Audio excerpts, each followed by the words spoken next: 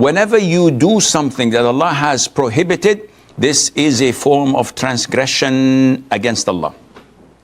So this ayah, Imam Shafi'i says, is a clear cut that satisfying your sexual desires other than what Allah has permitted you to do is a form of transgression.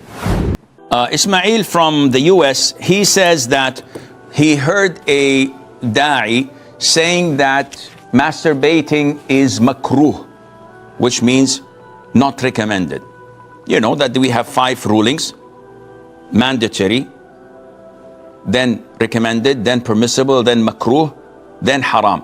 So makruh is a degree above haram, above prohibition. But if you do it, you're not sinful.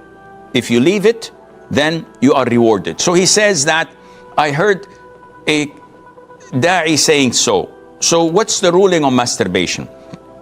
Akhi, masturbation is prohibited.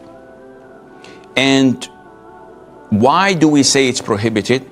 Because our scholars, like Sheikh Ibn Baz, like Sheikh Ibn Uthaymeen, and many other contemporary scholars, great scholars of Islam, say it is prohibited.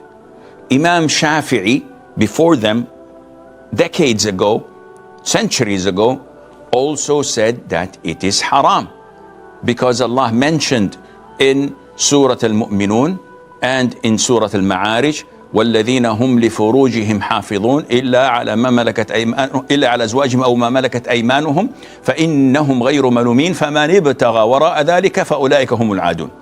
So Allah says that those who protect their private parts from any illicit, prohibited sexual intercourse, unless it's with their wives and what their right hand possesses. And whoever chooses to fulfill his desire in other means, then they are the transgressors. And this brings us to Shamshad's from India's question. So we hit 2 birds with 1 stone. What kind of transgression is this? Whenever you do something that Allah has prohibited, this is a form of transgression against Allah. So this ayah, Imam Shafi'i says, is a clear cut that satisfying your sexual desires other than what Allah has permitted you to do is a form of transgression. In another hadith, and the Prophet ﷺ was addressing the youth, and he said to them, "O youth, whoever is financially capable and physically capable of getting married, then he should get married, because this helps him to lower his gaze and protect his chastity." So this is the natural channel. Okay, Prophet of Allah, I can't afford to get married. What should I do? I'm still suffering. I cannot lower my gaze and I cannot preserve my chastity, meaning that I can't get married. What to do?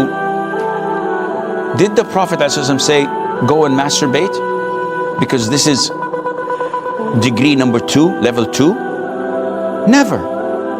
He told them, whoever is unable to afford it, then he should fast. This would be to him a blockage of his sexual desire. So now you compare apple to apple. The scholars said it's haram. Imam Shafi'i said it's haram. The Prophet directed us ﷺ to fast, and never ever he